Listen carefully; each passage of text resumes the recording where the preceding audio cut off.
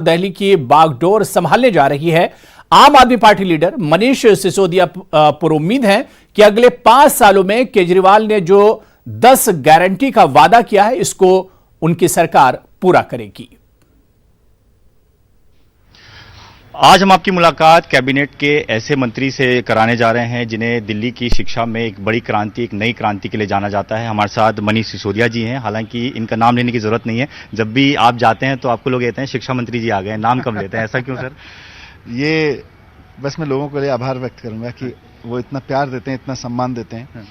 5 साल पहले जब सरकार में आए थे तो कहीं ना कहीं मन में था कि काश इस देश की राजनीति शिक्षा के इर्द गिर्द आए और चुनाव शिक्षा पे हों। आज 5 साल बाद जब दोबारा शपथ लेने जा रहे हैं तो इस बात पे गर्व भी है, खुशी भी है कि केजरीवाल जी के काम को लोग शिक्षा का काम बोल रहे हैं। Kejriwal model of governance, Kejriwal model of development में एजुकेशन सबसे बड़ा मुद्दा है। शिक्षा में जिस तरीके का बदलाव सर आपके देखा जाता है, उसके बाद से अब ये उम्मीद जताई जा रही है कि अच्छे बीते 5 साल और अच्छे होंगे 5 साल। तो ये अच्छे होंगे 5 साल में प्राइमरी फोकस क्या रहेगा? या शिक्षा ही रहेगी या कुछ और होगा? केजरीवाल जी ने 10 गारंटी दी हैं दिल्ली के लोगों के लिए कि शिक्षा, स्वास्थ्य, बिजली, पानी, पर्यावरण, पब्लिक ट्रांसपोर्ट, ये सारी जो कुल मिला के 10 गारंटी केजरीवाल जी की हैं, वही केजरीवाल जी का मॉडल ऑफ डेवलपमेंट है। वो दिल्ली में अगले 5 साल भी इसी तरह से अच्छा जिंदगी को बनाने में अच्छे से मदद करेगा जैसे पिछले 5 साल किया है, और ये उनकी गारंटी है। तो अच्छे होंगे ही 5 साल। लेकिन जब आपके कामों को दूसरे स्टेट में भी फॉलो किया जाता है, चाहे वो किसी भी स्टेट की बात की जाए, तो कैसा फील होता है? एक अंदर से एक एजुकेशन मिनिस्टर का काम जो है वो दूसरे लोग भी चाहते हैं कि हमारी तरह भी ऐसा बने, हमारा स्टेट भी ऐसा लगता है ये सपना सच हो रहा है। 5 साल पहले ये सपना लगता था कि इस देश में राजनीति में शिक्षा विमर्श में आएगी, ना सिर्फ विमर्श में आ रही है बल्कि कंपटीशन हो।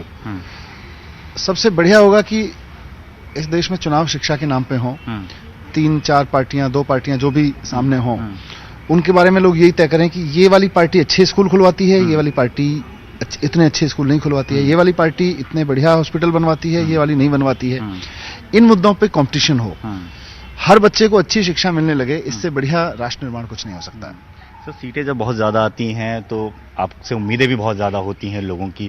क्या लगता है कि पिछली बार जो उम्मीदें थी उस पर खरा उतर पाए, या इस बार कोशिश और ज़्यादा रहेगी? पिछली बार लोगों ने 67 सीटें दी थी, और बिल्कुल मुझे तो लगता है कि 70 साल में भी जितने काम नहीं हुए उतने पिछले 5 साल में काम हुए।